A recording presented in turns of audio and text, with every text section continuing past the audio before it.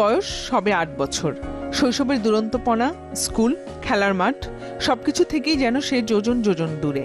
দুবেলা দুমুঠো খাবারের জন্য নামতে হয়েছে জীবনযুদ্ধে।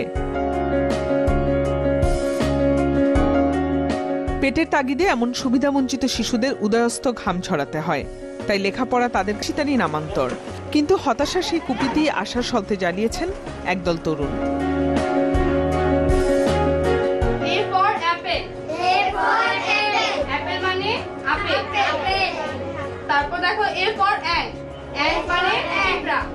লাইট অফ হোপ, এই আলোয় আজ আলোকিত শুভর মতো ৩০০ সুবিধাবঞ্চিত শিশু। নিজেদের কাজের বাইরে যাদের বন্ধুত্ব হয়েছে ছাপার অক্ষরের সাথে। নিয়ম মতো চলে স্কুল, অনিচ্ছা নয়, আনন্দ নিয়েই হয় ABCD।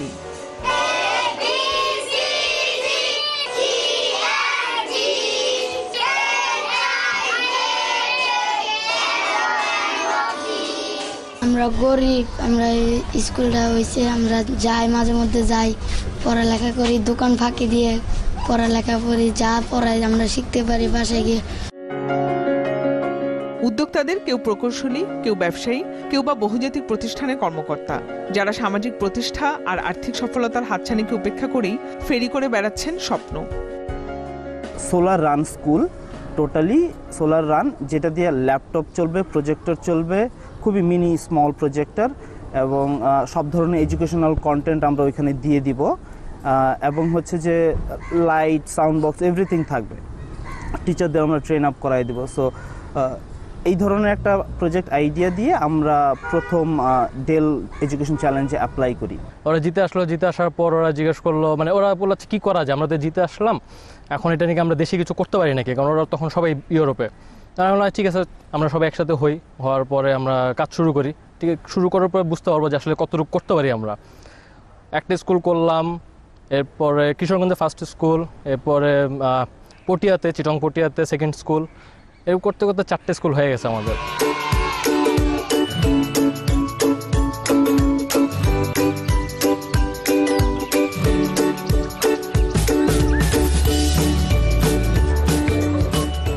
এই তরুণদের অধিকাংশই বিদেশে উচ্চশিক্ষা নিয়েছেন। হাতের মুঠোয় ছিল গোছানো সচ্ছল জীবনে, উপার্জনের নেশায় নিজেকে নিয়ে ব্যস্ত হয়ে পড়ার সুযোগ, কিন্তু তারা চলেছেন উল্টো রথে। বাংলাদেশে আরও হাজারটা বাপ মার মতো আমার বাপ মাও চাইছে যে ছেলে ডাক্তার বা ইঞ্জিনিয়ার হবে। সো এই কারণে আমি ইঞ্জিনিয়ারিংয়ে পড়াশোনা করছি। কীভাবে আমরা আমাদের ইঞ্জিনিয়ারিং স্কিলটা দিয়ে এডুকেশনের কোয়ালিটি ইমপ্রুভ করতে পারি, সেই চিন্তা থেকে আমরা আসলে লাইট অফ হোপটা শুরু করছি। ছোটকাল থেকে আমার সোসাইটির সাথে, মানে সোসাইটিতে কিছু কন্ট্রিবিউট করার একটা ইচ্ছা ছিল, মানে করে আসতেছি আমরা, আমাদের ফ্যামিলি থেকে আমরা সবসময় এটা করি। তো ওদিক থেকে আসলে মোটিভেশন আমার ওখান থেকে। ছোটোবেলার থেকে আমরা পড়াশোনা করি একটা ভালো জবের জন্য, যে আমরা ভালো চাকরি করব। এই যে প্রতিবন্ধকতা, এটার থেকে বের হয়ে আসুক তারা।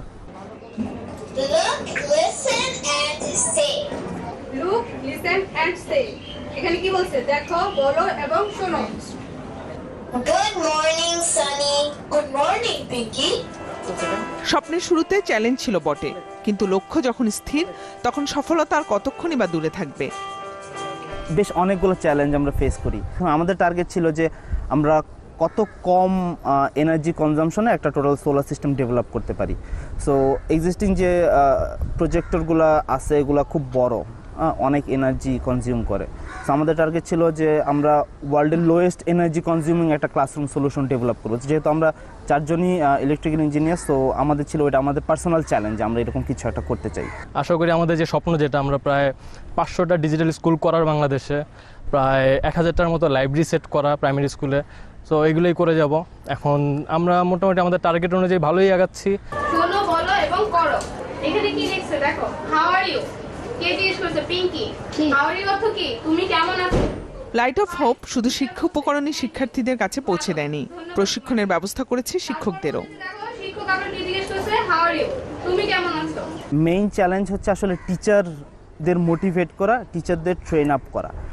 গ্রামে এরকম অনেক টিচার আছে যারা কখনো ল্যাপটপ দেখেই নাই, তো তাদেরকে প্রথমে হচ্ছে ল্যাপটপ কীভাবে চালাইতে হবে সেটা শেখানো, তারপর তো হচ্ছে যে আপনি কীভাবে ল্যাপটপ দিয়ে কন্টেন্ট দেখাবেন। কিছু বাচ্চারা যারা কাজ করে কিংবা পথে ঘুরে বেড়ায়, ওরা জানলা দিয়ে যখন দেখতো যে ক্লাসে প্রজেক্টরের মাধ্যমে কার্টুন কিংবা বিভিন্ন কিছু দেখানো শেখানো হচ্ছে, তখন ওরা কি ওটা জানলা দিয়ে উকি দিয়ে দেখতো খুব আকর্ষণ সহকারে। তারপর থেকে তার বাবা মাকে বলে বিভিন্নভাবে আসা বলতো যে আমি স্কুলে পড়বো।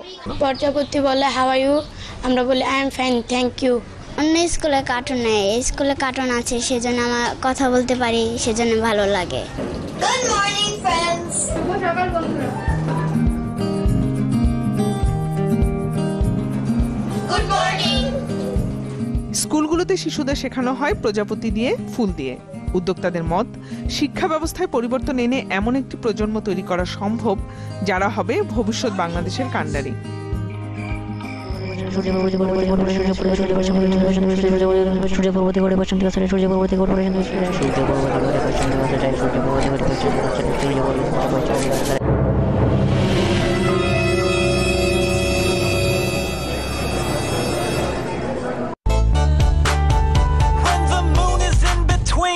The earth and the sun, it's a new moon phase and it looks like it's gone. When the earth is in between the sun and the moon, it's a full. একটা জিনিস আগে সে মুখস্থ করতে হইতো, এখন যখন সেটা চোখের সামনে দেখে যে হচ্ছে, পানি চক্র, পানি উঠতেছে মানে সূর্যের আলোতে, তারপর আবার মেঘ হয়ে বৃষ্টি হয়ে পড়তেছে, এটা যখন ও চোখের সামনে দেখে ওইটার আনন্দটা টোটালি ডিফারেন্ট। মানে তখন আর ও মুখস্থ করতে হচ্ছে না। অ্যাটলিস্ট প্রজাপতিটা আসে, আইসা বলে হ্যালো চিলড্রেন, এবং প্রজাপতিটা কাইন্ড অফ টিচারের রোলটা পালন করে এবং প্রত্যেকটা চ্যাপ্টার টু চ্যাপ্টার সে নিজে হচ্ছে টিচার। ক্লাস 3 যেমন আছে কাঠবিড়ালি। খুবই কনভেনশনাল যে সিস্টেমে আমরা এডুকেশন প্রোভাইড করতেছি এখন বাচ্চাদের, মানে খুবই ড্যামেজিং একটা ফিউচার আমরা ক্রিয়েট করতেছি আমাদের বাচ্চাদের জন্য। নর্মালি যদি বাচ্চাদের বলতাম যে সূর্যের আলো থেকে শক্তি হয়, শক্তি থেকে অনেক কিছু হয়, অনেক শক্তি তুমি পাও, বাচ্চা আছে ঠিক আছে হয়তো মুখস্থ করলো, শেষ, একটু বুঝতেও না ব্যাপারটা আসলে কি সূর্যের শক্তি আবার কি, সূর্যের আলো থেকে শক্তিটা কোথা থেকে আসে। তো আমরা যখন যাকে দেখাই যে গাড়িটা যে চলে, দেখো এই যে সূর্যের আলোর থেকে যে শক্তি গাড়িটা চললো, এটা দিয়ে কিন্তু ও কিন্তু অনেক মানে ইন্টারেস্ট পেলো যে আসলে ঠিক আছে শক্তির এই জায়গাতে একটা শক্তি আছে যেটা একটা গাড়ি চালাতে পারে। সো ওর মাথায় যদি এটা যদি একবার যদি ঢুকে, ও যদি ইন্টারেস্টেড ফিল করে, হ্যাঁ আমার মনে হয় কেন পারবে না, এই বাচ্চাটা হয়তো একটা বড় গাড়ি বানিয়ে দিবে।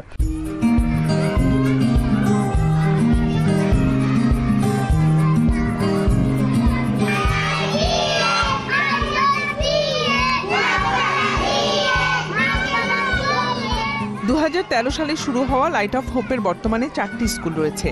কাজ করছেন এমন সব প্রত্যন্ত অঞ্চলে যেখানে বিদ্যুতের আলো না পৌঁছালেও পৌঁছে যাচ্ছে জ্ঞানের আলো।